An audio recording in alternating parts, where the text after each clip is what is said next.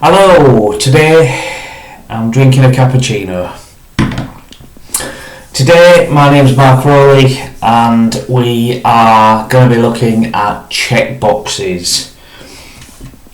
As you can see, to my left hand side we've got a list of tasks and if the task is done then we can put a tick in the box and basically complete the list like so. And if the whole list is then completed, we get a little bit of text down here like so.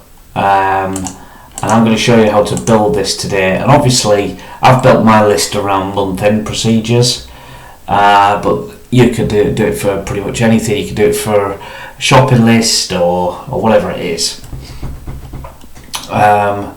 So let's show you how to build this checklist and what drives it.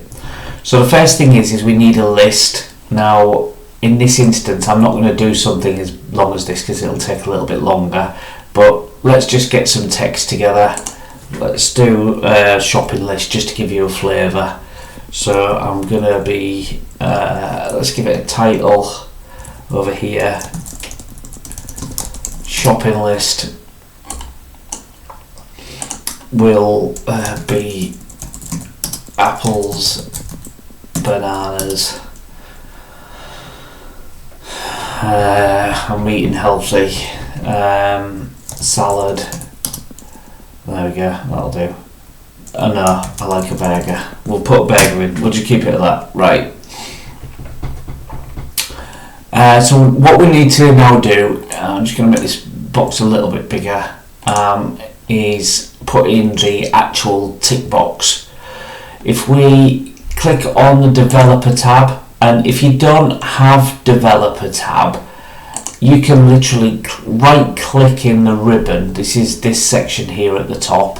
Right click in the ribbon, go to customize the ribbon, and this will bring up this pop-up box. Go to the right hand side and scroll down and make sure where it says here developer, make sure that's ticked. Okay, and then what will happen is you'll get an extra tab up here. So how do we add in a checkbox? So under the developer tab you want to click insert and then you click this tick box here, this checkbox I should say. Okay, and then you'll notice that your cursor now changes to like a cross, and what I'm going to do is hover over the top of K4 where I want my checkbox to be, and I'm going to make a little shape like so, and you can see when I let go this creates a little bit of a box which I can move around to position how I want, and it's got some free text in it. Well, I'm going to double click and I'm going to delete the text. You can put in there anything you like, but I don't want that. Okay, and I'm going to make the box now fit to the cell a little bit better. So I'm just going to centralize it a little bit, move it a little bit across. There we go.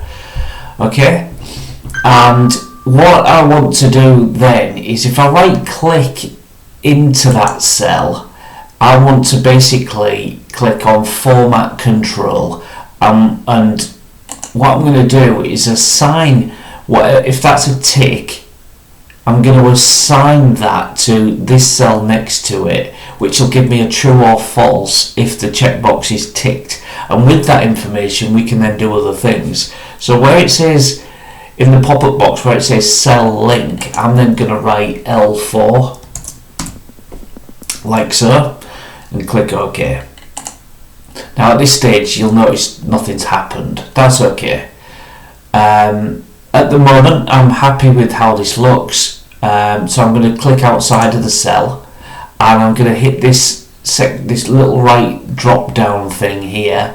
I'm going to drag that down to the bottom like so, and then what I'm going to do is you'll notice that the checkboxes have all dragged down, but what we need to then do is if I just click to the if I just click on here, you'll notice now, because I assigned this cell to L4, it's come up with true. If I untick it, it says false.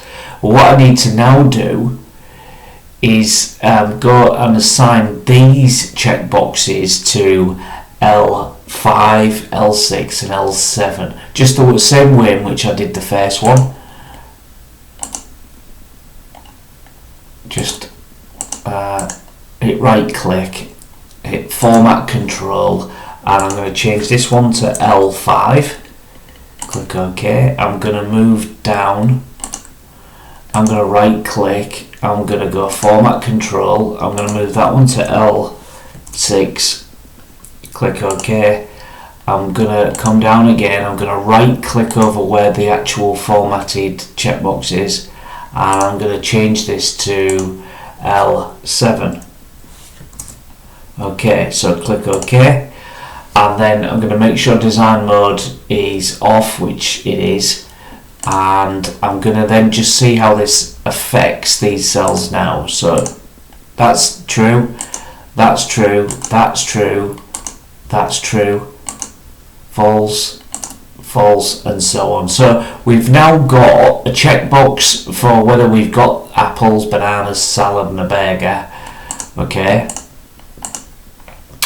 but what we now need to do is say, in the instance over here we've got is month end complete. Well, I'm going to put is the shopping list complete, question mark.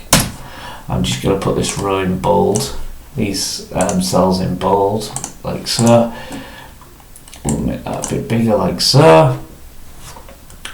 And what I'm going to do is write a formula into the bottom of here. So I'm going to do equals, whoops, count ifs, okay, open bracket, and we'll step in to show you how the formula works. It's saying, well, what's your criteria range? So I'm going to put, it's these cells here, okay, and what is it you're looking for? Well, I'm going to say I'm looking for the word false, and it says at the bottom immediately, oh well, I can count 3 of them.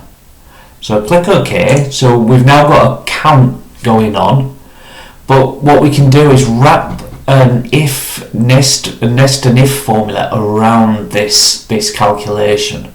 So what we can do is say if, open bracket, that formula is equal to 0, in other words I can't count any falses, then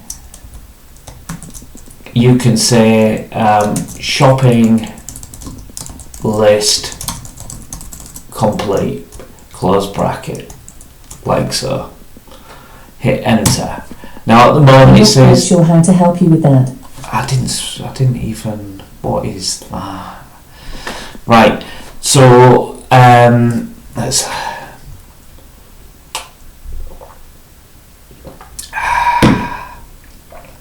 so what we can do now is tick these. I'm going to put that in yellow. Just, we can, by the way, do conditional formatting if this equals, we can, but for the sake of this I'm just going to highlight it in yellow. I'm going to tick these now. So I've got my apples, I've got my bananas, I found my salad, and you can see how the text then changes. Right, you've got everything's ticked, your shopping list is complete. So that's how we would make a checklist.